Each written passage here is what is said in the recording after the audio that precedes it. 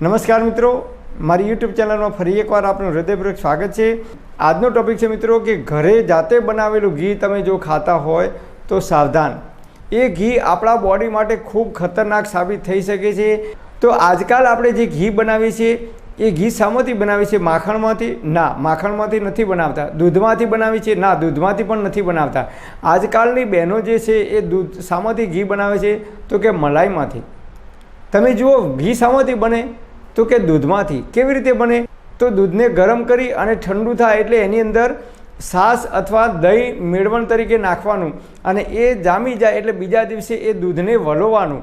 એ જામી ગયેલું જે દૂધ હોય એ દૂધને વલોવાનું અને એની અંદરથી માખણ તૈયાર થાય અને એ માખણને ગરમ કરવાનું અને એની અંદરથી ઘી બને।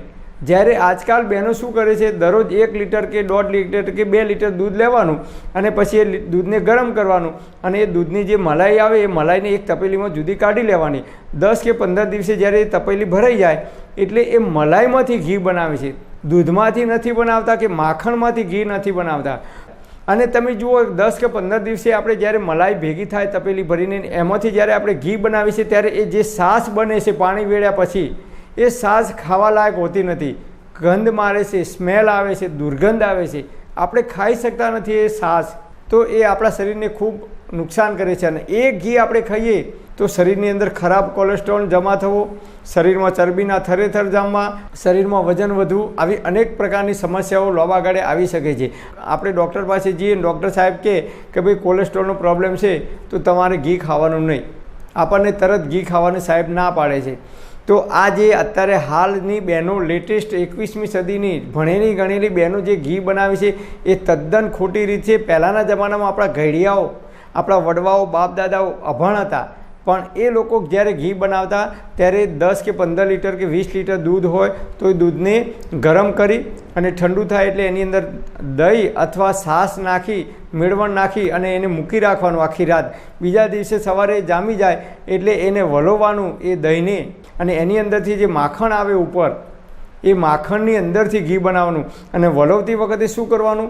તો ઘડિયાઓ કહેતા હતા કે ભાઈ ગરમ કરીને 1 લોટો કે 2 લોટા જેટલું જરૂર હોય એટલું પાણી એની અંદર ગરમ પાણી, ઉંફાળું પાણી નાખવાનું, ગરમ ઉંફાળું પાણી વેડવાનું। દહીંની અંદરથી માખણ ઝડપથી છૂટું પડે છે અને એ માખણને એકઠું કરી અને એને ગરમ કરીને ઘી બનાવવામાં આવે તો એ ઘી છે એ શરીર માટે સૌથી લાભદાયક છે, સૌથી ઉપયોગી છે।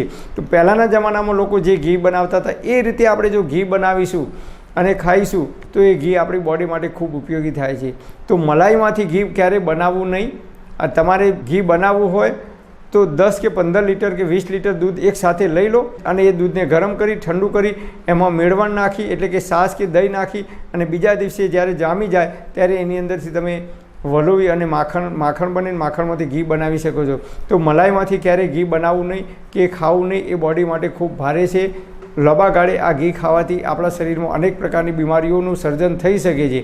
એ ઘી આપણે પચવામાં ખૂબ ભારે પડે છે। તો આ રીતે ઘી બનાવતી વખતે થોડીક કાળજી રાખીશું તો જ્યાં સુધી જીવીશું ત્યાં સુધી તંદુરસ્ત અને નિરોગી રહી શકીશું।